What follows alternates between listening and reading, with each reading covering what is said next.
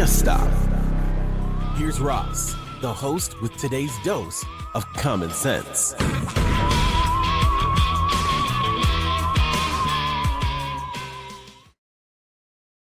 Hey, how are you?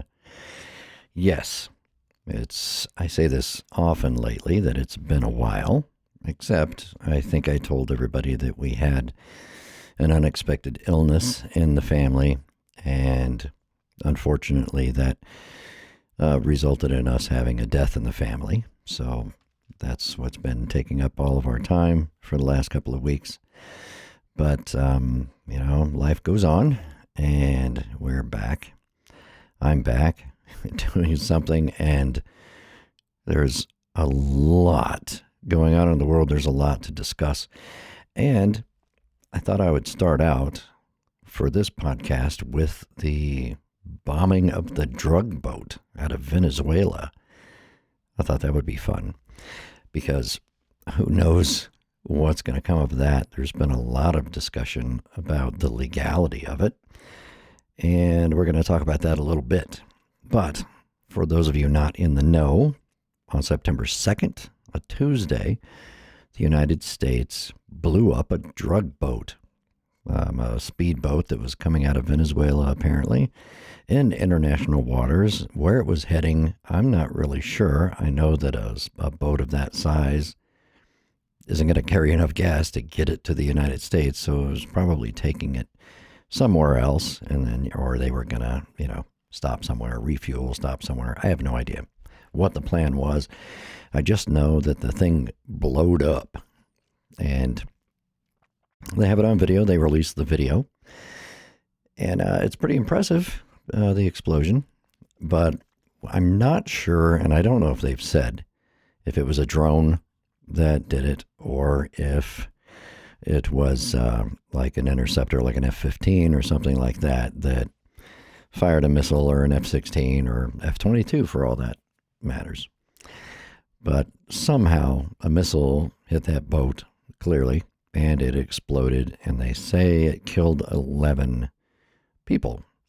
And they're also saying it was the Tren del Agua gang, however you pronounce that. It's one of the gangs that the Trump administration has labeled as an international terrorist organization. And that's how you get into the legalities of it, because it seems to be they're trying to lump them in just like we would Al-Qaeda or, Al-Shabaab or anybody else that's an international terrorist. And we have this authorization for the use of military force from post 9/11, but that was specific to the organizations that were responsible for, or linked to the organizations responsible to, or the people responsible for 9/11. So it didn't really cover a whole lot of other people.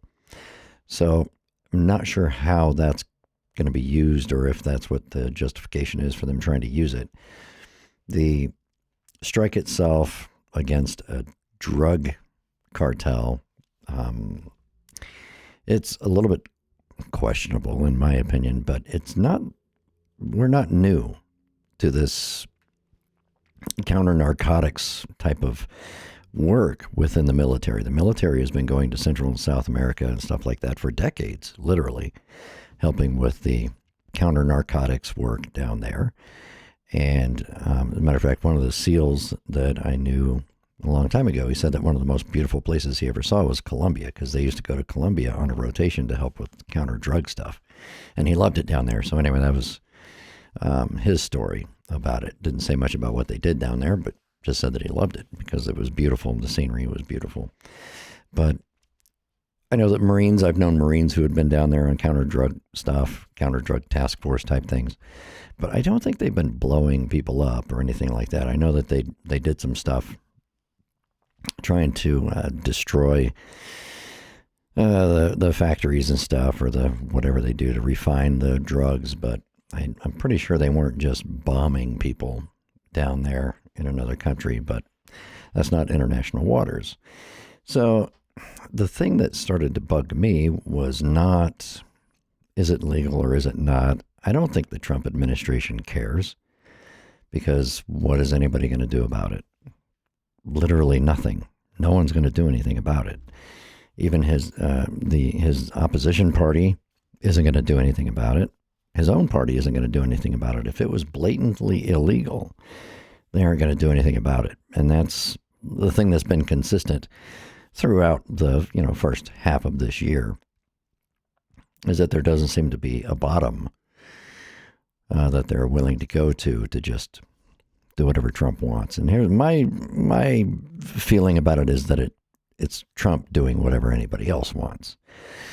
But it started to bother me from a legality standpoint, because for those of you who don't know, I used to work for the JAG Corps in the Army, and I also used to be a military instructor, and I used to teach a course on the laws of armed conflict, the laws of war, as some people call it.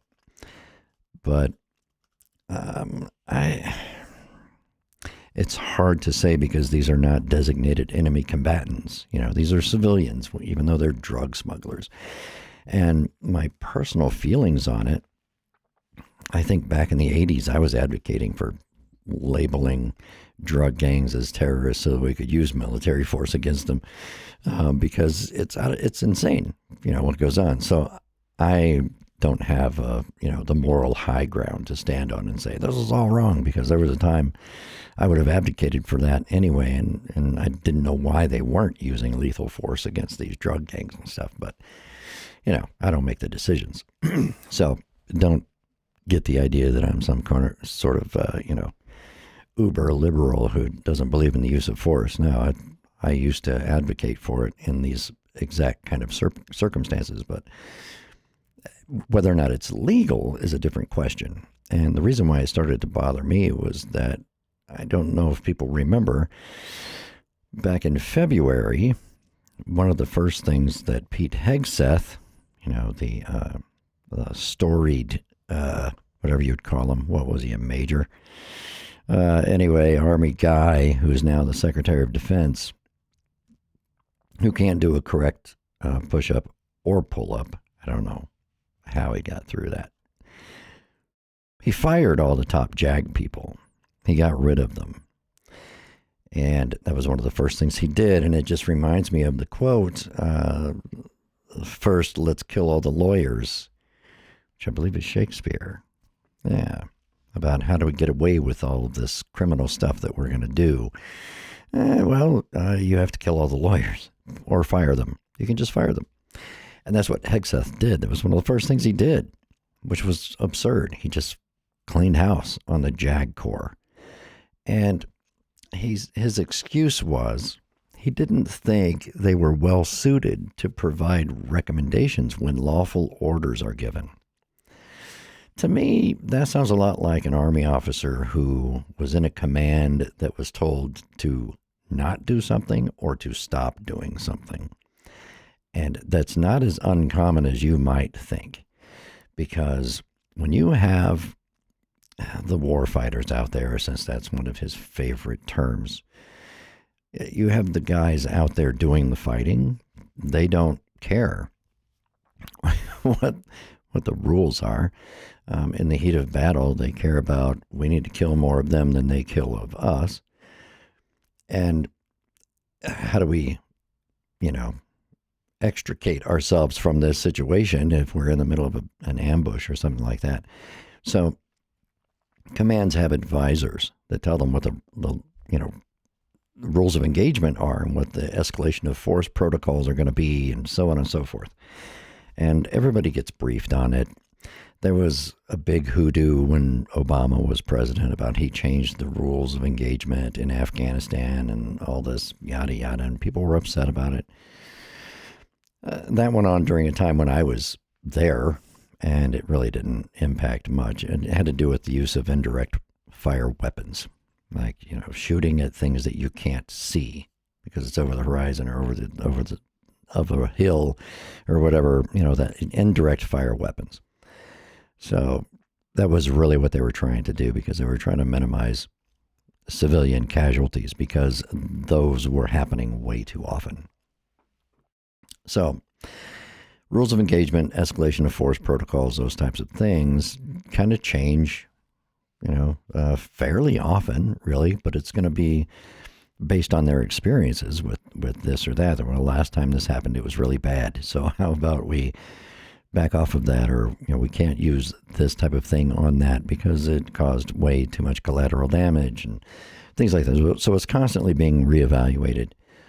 But it's a little worrisome whenever they intentionally fire all the top lawyers in the Pentagon because they really want people to just rubber stamp whatever it is that they plan on doing. And I guess there was a brief loyalty meeting between Hegseth and all of these people, and they probably told them, sorry, our duty is to the Constitution and to the law and not to you and to the president. And that's why they got fired. So he's going to put people in there who are just going to do what he wants to do. They're just going to rubber stamp whatever. And he's going to do whatever President Trump tells him to do because he's really just a lapdog. And the guy's really not that smart. And I think he's drinking way too much. But anyway, who knows? I can't say that for sure. But looking at the video of the strike, I don't see how there would have been 11 people on that boat. I don't see it. I mean, it's not a big boat. I mean, it's medium-sized, I guess, but it doesn't look like, it's not a huge boat. I don't know where those 11 people would have been, unless that's all that was on the boat was 11 people, because, I mean, the boat is full of something, and if those are all people that they were just smuggling across a border, well, then we did the wrong thing. And there are a lot of people who believe that we did do the wrong thing according to international law and maritime law and all of those things. And there's the whole concept of being a combatant. We aren't at war with anybody. Big surprise, the United States hasn't declared war on anybody since December 8th of 1941. So, surprise, we've fought an awful lot of wars since then. None of them have had a declaration of war, an official declaration of war by our country since World War II. So that's the number one way that you do such things, is you declare yourself at war with a foreign nation. In this case, it would have to be Venezuela, I guess, because this gang is in Venezuela and they're smuggling drugs out of Venezuela into the United States through whatever circuitous route it's taking to get here. So declaring war would be the one way to make it legal. We are now at war with you, and we're going to stop you from doing whatever it is you're doing. The other one is the temporary authorization of the use of military force and things like that. And you can just, talk to all the government lawyers, and they can just say, yeah, it's totally legal for you to shoot this guy on the street of wherever, Karachi, Pakistan, because he's a terrorist. But I don't believe there's any legal precedent that says, yeah, you can just blow up some boats in international waters and violate some treaties and stuff like that. But the Geneva Convention and the Hague Convention, actually those are plural, Geneva Conventions and the Hague Conventions, things like that are how you designate someone, or how you determine if someone is a lawful combatant, unlawful combatant, a civilian, etc. It's all listed out in those treaties. And so that's the big question, is anybody going to do anything about it? Is anybody going to step up and say, we have to really get to the bottom of this and find out what justification they were using for this, because we believe it was illegal and you just murdered 11 people in international waters? I'm not sure that anyone is going to do that. I'm just not sure. The lack of a backbone and the weakness of everyone in the House and the Senate, I don't care, even the ones that are talking big and they have a big mouth and they're constantly flapping their yap about all kinds of crap. when the rubber hits the road, they don't actually do anything. They vote for the things that they want to turn around and bitch about. And then, or they're going to take credit for something that they voted against. You know, they like how it turned out. They're like, oh, I'm so proud of this. You know, well, you voted against it. So that's what politicians do. They're all useless. And our Congress hasn't done anything meaningful in decades. I don't know. In my lifetime, I don't think they've done anything meaningful because we always just hire the best and the brightest and send them up there to Congress, right? Yeah. Best and the brightest. No, it's not. Just spoiler alert, it's not. But killing 11 people in international waters could be problematic from a legal standpoint. I don't know. Do I have an opinion on whether or not it was legal? I don't think so yet. I don't know enough about it yet. They haven't released enough information about it yet. But do I, just on the surface, does it look like this would be a lawful intercept, you know, a kinetic, lethal intercept of a drug shipment? I don't really think so, because there is a protocol in place for that, and that's the U.S. Coast Guard. The Coast Guard would track this vessel and stop it and board it and arrest the people and turn them over to the authorities, confiscate the drugs, and then have a big press conference and stack them all up there on the dock and go, look, this is worth $300 million on the street. They do it all the time. And that's what they could have done here. Why they decided to just blow this one up is beyond me. But if they're going to do that, are they just going to have the Coast Guard start blowing up boats instead of stopping them and searching them and stuff? I don't know. Are they going to have to bring the Coast Guard back into the Department of War now? I guess the War Department instead of the Department of Defense, which is not legally a name change yet because that's supposed to happen through Congress. And them deciding that they were going to call it the Department of War is really just a symbolic thing because there's a process that you have to go through. So the issue that we continuously run into with the Trump administration is they don't know the rules and they don't care about the rules, and they think that whatever the president decides he's going to do is legal and that he can do it. And President Trump believes that as well. So I would not expect this to be the last time we kill civilians as part of some weird Trump plan to, I don't know what the end goal is, but if you want to stop these kind of drug shipments from coming in, I don't know if this is really the best approach. I mean, you would kind of want to attack it from the source, but I don't know. We've, like I said before, earlier in the podcast, we've been sending troops all over the world to assist with this counter-narcotics thing, and the drug problem hasn't gone away. The war on drugs won, I think, is pretty well accepted nowadays, but so who knows, maybe it doesn't have any effect on it. Maybe they just aren't very good at it. Maybe we're treating it the wrong way, and we really should just start blowing things up. Who knows? But you can let me know what you think about it.